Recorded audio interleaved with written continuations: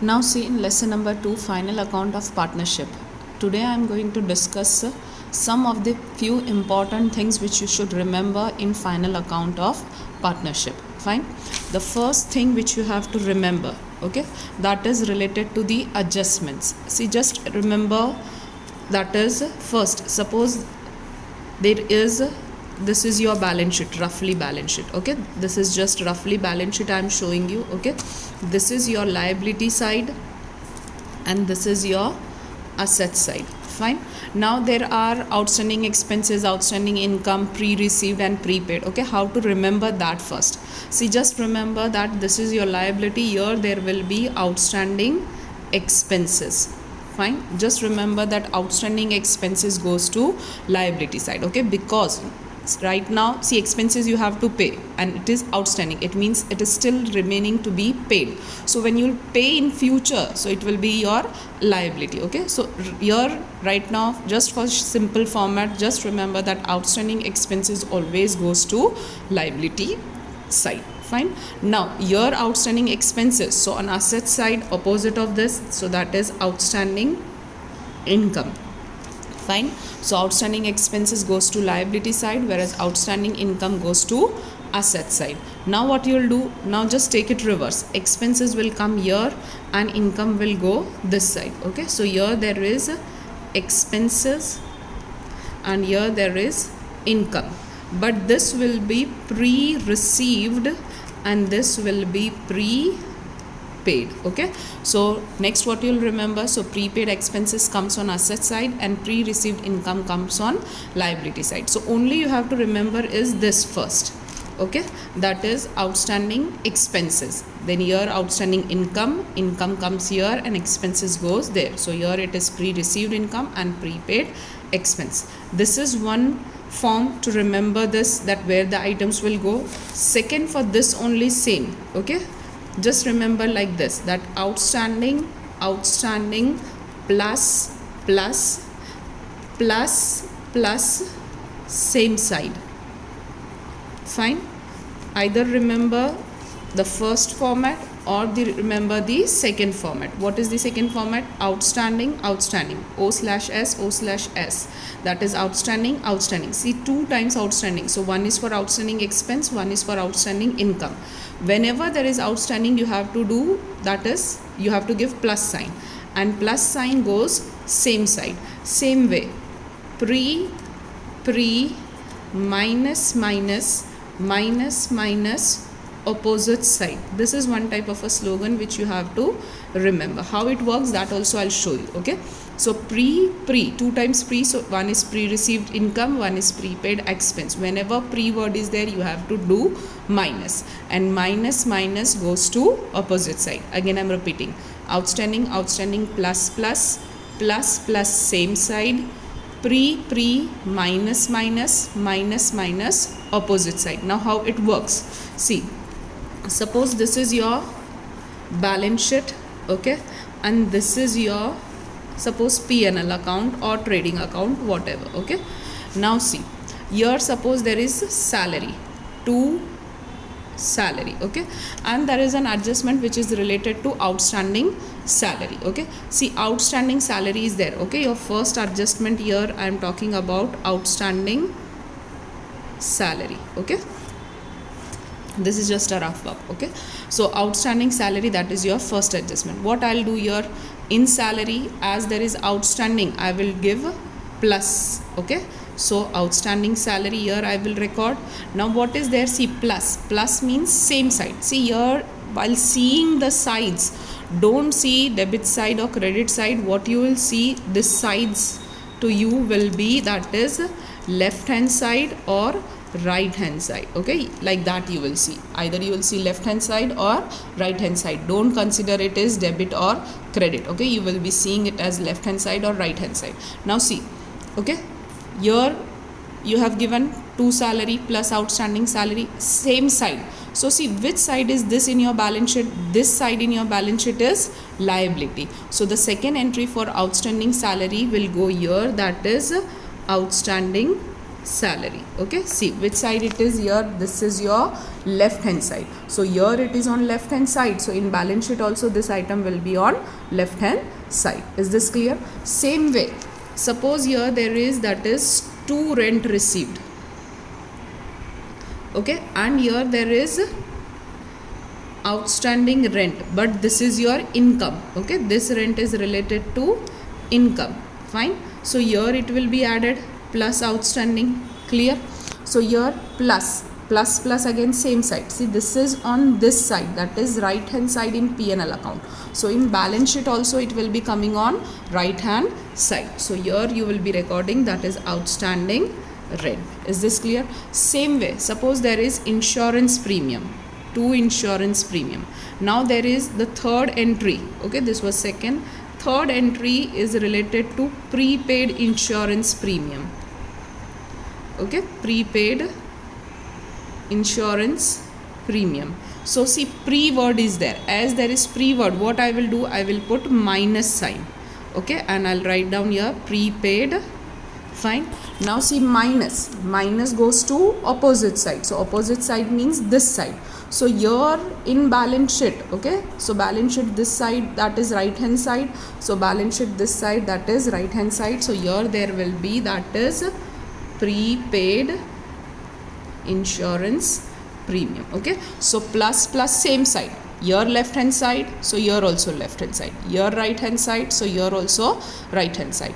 Here minus goes to opposite side, so opposite side will be, that is here it is on left hand side, so the effect will be going to right hand side. So here right hand side is asset. Okay, like this. Same way, see, suppose here there is furniture and you are calculating depreciation on it. So here there is minus, okay, depreciation.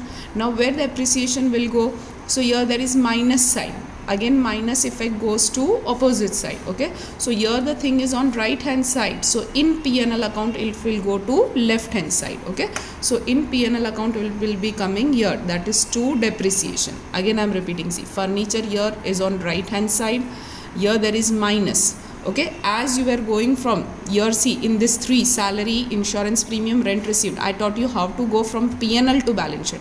Here how to come from balance sheet to P&L. Okay, so see, furniture, here it is on depreciation minus. Okay, so minus goes to opposite side, here it is on right hand side. So in P&L account it will be on left hand side. So here P&L, that is left hand side. So like this also plus and minus concept goes. So you can remember with this also, that is outstanding plus same side, pre minus opposite side. So either you should be comfortable with this method or by this method. So these are the 2 tricks how to remember the effects of outstanding and pre items. Okay, second important adjustment I am going to discuss, that is about leasehold building.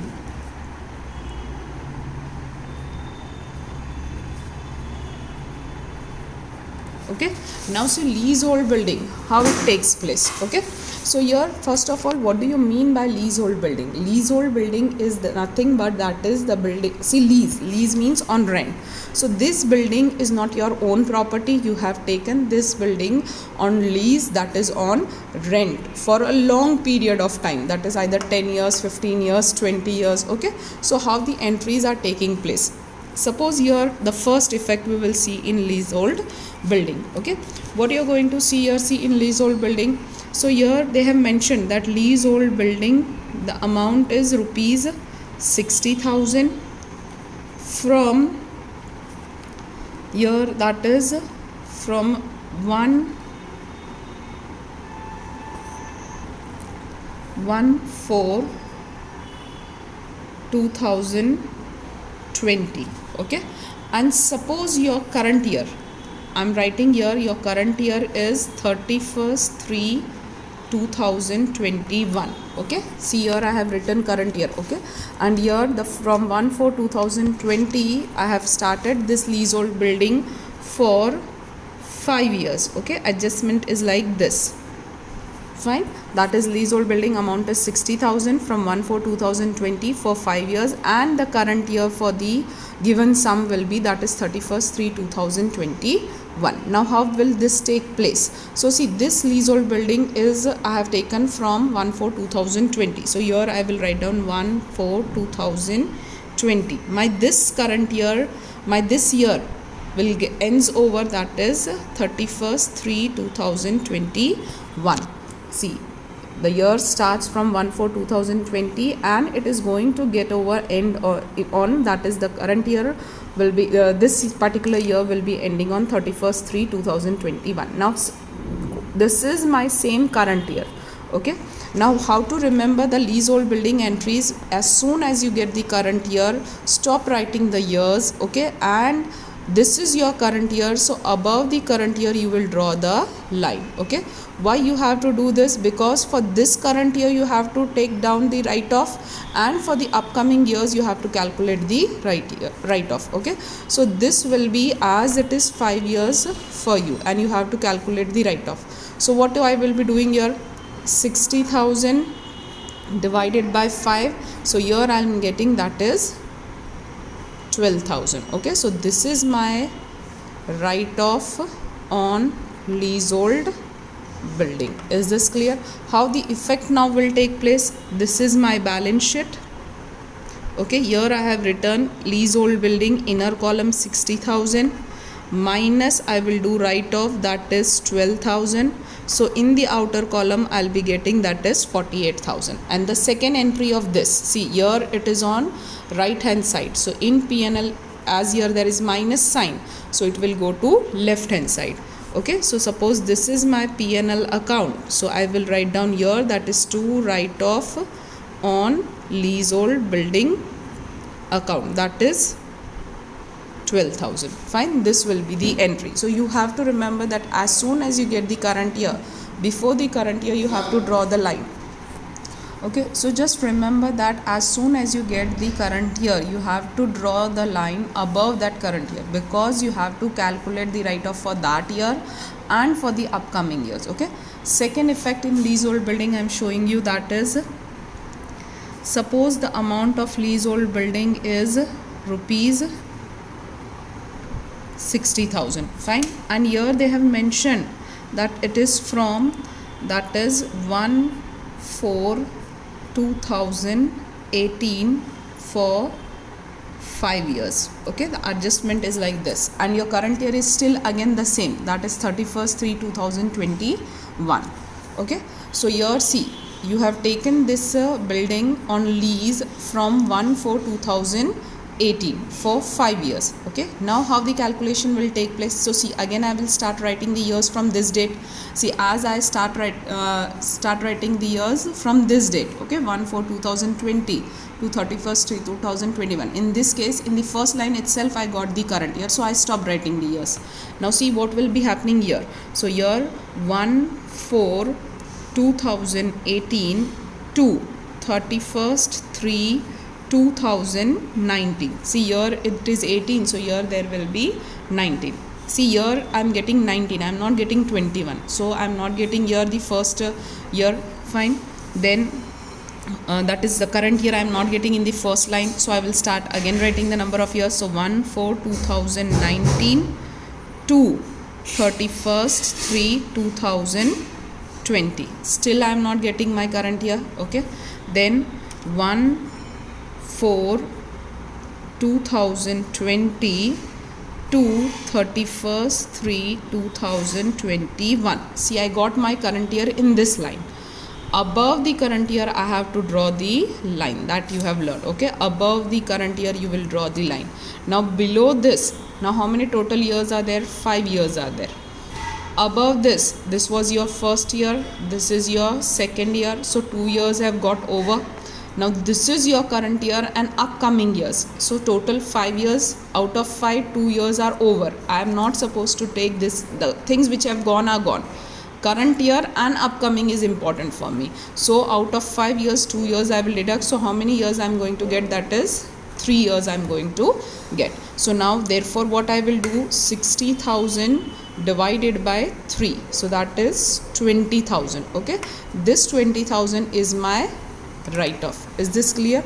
Now here in balance sheet what I will do, 60,000 minus 20,000, so in outer column I will get that is 40,000, and here there will be the second entry, that is 2 write-off on leasehold building, that is 20,000. Okay, so this is one case. Is this clear? Then see, I'll show you the third case. Now in third case, see, suppose this is given that leasehold building is rupees 70,000 from 1/10/2018 for 5 years you have taken. Okay, now how the calculation will take place? See, here they have given 1/10/2018, so 1/10/2018, fine. 2 31st 3, here 18 is there, so here there will be 19. See, this is not my current year. Again my current year is same, that is 31st 3/2021. Okay, this is not my current year, and current year will be given to you on the top of the sum, that is the trial balance of so and so year, that is your current year. Fine. Here again I am not getting, I'll proceed further. So see, after March, see here it is in between, from 10 to March only 6 months took place. Fine. 10, 11, 12, 1, 2 and 3, only 6 months are taking place here. So after March there will be April, so 2019 to 31st 3/2020. Again this is my 1 year. Okay, then again this is not my current year, I'll proceed further. So 1/4/2020 to 31st 3/2021. This is my current year. So above the current year I have to draw the line. Now above current year there is only 1.5 year. Fine, 1.5 year. So see, out of 5 years if I deduct, that is from 5, if I deduct 1.5, 1.5 year means 1.5. So what I am getting, I will be getting 3.5. So for year what I am getting, 3.5 years. So therefore 70,000 divided by 3.5, what I am getting, that is C, 70,000 divided by 3.5. So here I am getting 20,000. So this 20,000 rupees is my write-off. Fine. So again what I'll be doing, suppose this is my balance sheet. So here leasehold building, that is 70,000 minus write-off, that is 20,000. So in the outer column it will be 50,000, and when I'll draw my I'll be having my P&L account. So this write-off here minus is on right hand side, so this write-off will go to left hand side. So here that is 2 write-off on leasehold building account, that is 20,000. Okay, this will be the effect in P&L account. Okay, still one more I'll show you how that will take place. Fine. So see the fourth number. Now see for this how it will be taking place. Leasehold building is rupees 60,000 from 1/10/2020 for 5 years. Okay, now year 1/10/2020. So see 1/10/2020 to 31st 3/2021. Okay, again here how much, 6 months, 10, 11, 12, 1, 2 and 3. Okay, so here I am getting only 6 months. Now see here it is 2021. Okay, I have got my current year in the first line itself. So above my current year I will be drawing the line. Fine. So here as it is 5 years I will be getting. Okay, so what I will do, 60,000 divided by 5. So here I am getting, that is 12,000 rupees as my write-off. But see the difference. See in the first case what was the thing, same in the first line itself I am getting my current year, but see here whole 1 year is coming. So I have taken 12,000 complete as my write-off. Okay, but in this case what is happening, see in the first line I am not getting full 1 year, I am getting only 6 months.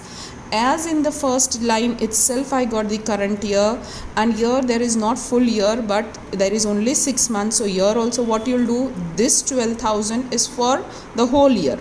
As here I am getting only 6 months, so what I will do, I will divide it by 2 and I will get, that is 6,000, and this will be my write-off. Okay, so from here, that is in balance sheet, when I will give the effect for this, Okay, suppose this is my balance sheet. Here I am writing leasehold building 60,000. So what I will do, I'll take the write off only 6,000. So here outer column there will be 54,000, and here P&L account, that is here to write off on leasehold building account, that is 6,000. I hope you got the difference. Here in the first line itself I am getting the whole year, that will be 5 years, it will be divided by this, but here in first line I am not getting full year.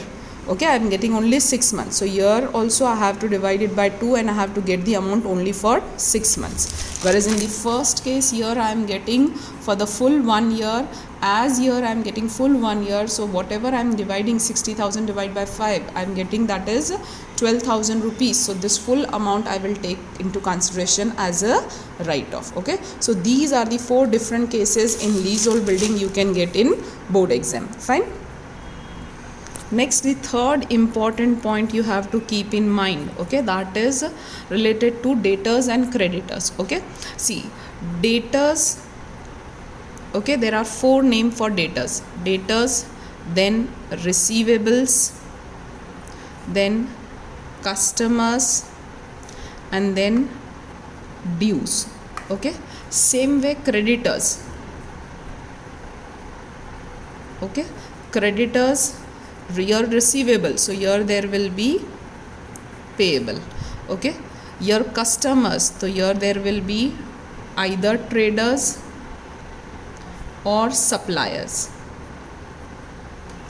Here there is dues, so here there will be debts. Okay, so these 5 names can be there for debtors and creditors. Okay, that is for creditors there are 5 names, and for debtors there are 4 names. Okay, what you will do, see, sometimes the trial balance is in a statement form, not an account form. Okay, and they have given like this in trial balance. See, suppose this is your trial balance.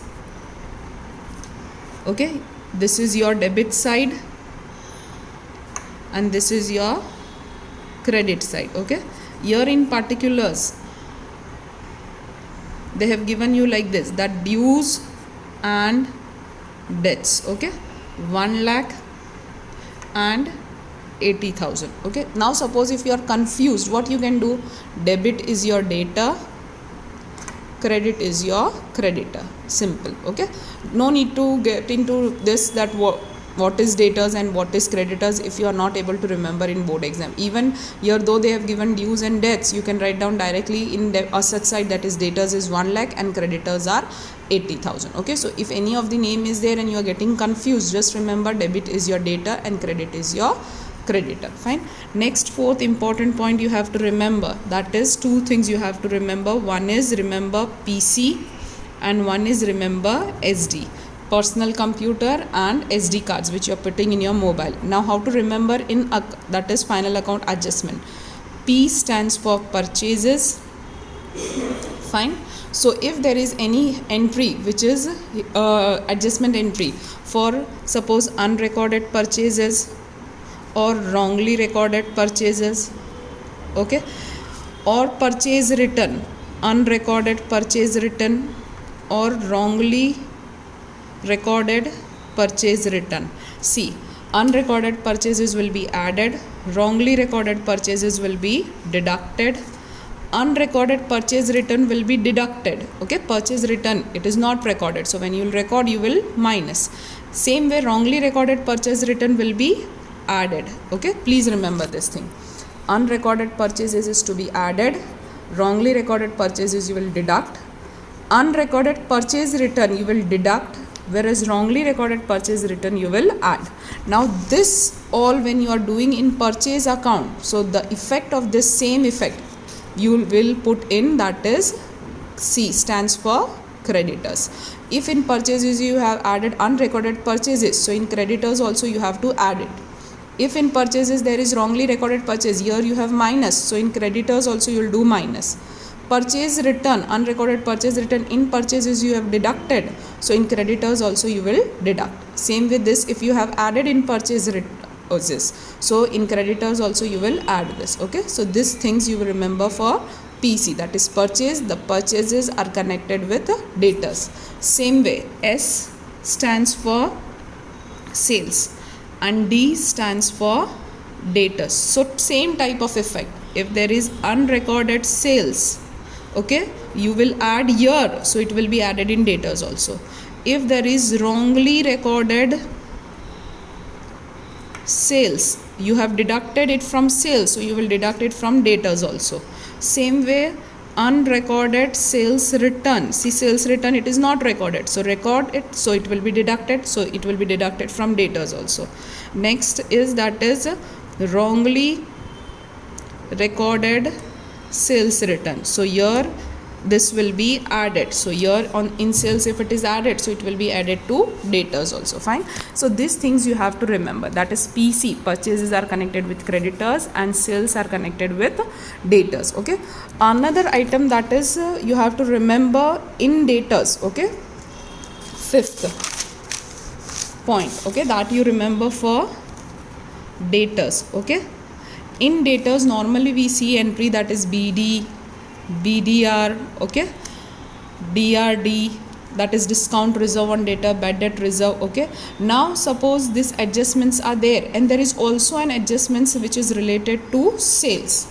So you have to do the entry for sales first, that is either unrecorded sales, wrongly recorded sales, whatever. Then you have to do this all adjustment. Okay, so first this will come, then only this will come. Okay, sometimes in sequence, in many of your in one of your sum in textbook it is like that. Okay, that they have given BD, BDR and DRD, and then they have given the adjustment of sales. So if this you are giving and then afterwards you are giving this, then the whole sum will get wrong. Okay, first you have to give the entry which is related to sales, then only you have to calculate BD, BDR or DRD. Okay, again sometimes see, for BD and BDR the amounts are given like this in your trial balance. Okay, suppose this is your trial balance. Okay, and they have given in one line only, again it is in statement form, BD and BDR. Here there is 500 and here there is 1000. Okay, now which amount is for BD and which amount is for BDR? See, please remember, BDR, it is one type of reserve. Reserves are liability, and liability always have credit balance. So this will be BDR and this will be BD. What another thing you can remember? See, suppose this is your P&L account. Okay, how do you write down the format of BD? 2BD, then again BD, then BDR and then BDR. Okay, plus, and the last is minus. Fine. T A, so see here, T A and T. Okay, like this start format normally you are telling, BD, BD, BDR, BDR. Okay, see, this is minus. Okay, so this balance will be always credit balance. Fine. So likewise remember, same way discount allowed. Okay, so see, in discount allowed also, discount allowed, then DRD and DRD. Okay, so again here plus and the last will be minus. Here there is single A, TAT. Okay, here there is double A, here there is single A. Okay, see the last one, again this is minus. See, this is your debit side and this is your credit side of P&L. Okay, all items are on debit. See, debit items are always on debit side in trial balance, remember. Now here there is minus sign here for both these items, DRD and DRD. Okay, it means here there is minus, it means in trial balance it will be having credit balance. Okay, so this DRD will be also having credit balance, this BDR also will be having credit balance. Okay, so this thing you have to remember for, that is debtors account. Okay, related to BD, BDR and DRD. Fine. Next important thing you have to remember, that is related to provident fund. See, there are four items, sorry. One is provident fund, one is contribution to provident fund, next is investment of provident fund, and another one is interest on investment of provident fund. Fine. Where the entries will be going for this? Okay, provident fund, first of all, it is your liability. It will go in balance sheet on liability side. Okay. Contribution to provident fund. See, you are contributing. See, provident fund is given to the employees, those who are working. Okay. At the end, when they are getting retirement or they are leaving that particular job, they get their PF. That is provident fund. How the provident fund concept is going? Suppose my salary is 20,000, and from 20,000, 2,000 are deducted as a provident fund. See, again I am repeating, my salary is 20,000. From my salary, 2,000 is deducted as PF, which is going in my provident fund. Okay, this amount will be accumulated. Okay, this 2,000 goes every month in my PF account. Fine. Now, from my salary, 2,000 is deducted. So the employer where I am working, he will also put 2,000 in my PF account, which is known as contribution to provident fund. Okay. So the businessman also has to contribute. Okay, whosoever company and those who are working in that particular company. Okay, so the owner of that company also has to put the contribution to provident fund. It means in my PF account, see, suppose this is my PF account. Okay, 2,000 is deducted from my salary. Okay, and 2,000 will be kept by employer. Okay, where I am working, the owner will also give. So total 4,000 every month will go to my PF account. Okay, so at the end, whatever the PF I'll be getting, that is provident fund. This is income for me, but the company it is liability. Same with this contribution. This is this. Okay, this contribution is this 2,000, which the employer also has to keep in my PF account, which is expense for the company. Fine. So it will be going, as this is expense, it will be going to P&L account debit side. Okay, now the PF by the PF department is invested somewhere. Okay, so this amount of PF, suppose the company is having their own PF account. Okay, they are it is not a government company, it is a private company. They are deducting the PF amounts. So what they are doing when they are deducting, they are investing that amount somewhere. Okay, so that will be treated as asset. So this will be going to asset side. And this interest on investment of PF, the provident fund which I have invested somewhere, so I am receiving now this interest. Okay, this is my income, but it will not go to P&L account. See, this amount will not go to P&L account. This amount will be added in PF, which is on liability side. Suppose, see, I am writing this PF on my liability side. Okay, this is balance sheet. Here I have written PF. So this interest which I am getting on my PF, okay, the amount which I have invested. See, suppose I am a company, I am a private company. Whatever PF amount I am deducting from the amount of the employees and whatever contribution I am putting. So this, for example, for one employee this is amount of 4,000. 2,000 I have deducted from his salary, 2,000 I have kept. So for one employee it is 4,000. Suppose 100 employees are there. So 4,000 into 100, what I'll get? I'll be getting 4 lakh. So this 4 lakh rupees I have invested somewhere. Okay, so that will be treated as asset. So when I'm investing, my investment on PF will be recorded here. Now on this investment which I have made somewhere outside in the market, I'm getting the interest. So that interest which I'm receiving, I will add here. Interest on PF. Okay, interest on investment of PF. This will be added here on liability side, because again I will keep that amount. This benefit I am not this income I am not going to use anywhere else in the business. Again I will add this amount in my PF only. Okay, because this will be helping me to pay off my PF to other employees. Fine. So this interest on investment of PF which I am receiving as an income, I will not use this income somewhere else. I will again put this amount in my PF account. Okay, as a company. Is this clear? So these 4 important things you have to keep in mind. Next, see point number 7, which is related to depreciation. Okay, when they have given you that the asset is in factory. Okay, so whenever the factory word is there, that depreciation will go to trading account. Okay, please remember, normally the effect of depreciation goes to P&L account. But if the asset is in factory, they have mentioned the word factory, then in that case the depreciation will not go to P&L account, but it will go to trading account. Fine. Next important thing is that is related to profit and loss APRO and partners capital. Suppose, see, this is your P&L APRO account, okay, and this is your partners capital account. Fine. Now what you have to remember, that is capital. So we are writing capital like this, that is by balance brought down, and then there is additional capital if it is there, then there is drawings this side, okay, and again there can be additional drawings which is recorded this side, okay.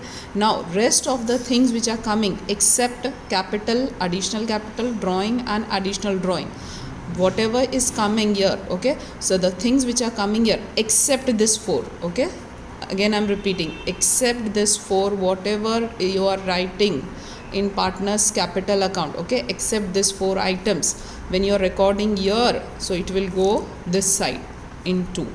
When you are recording here in 2 side, it will go this side, that is by. Fine. Suppose there is by commission, so, or by salary given to any partner, so that will go here, okay.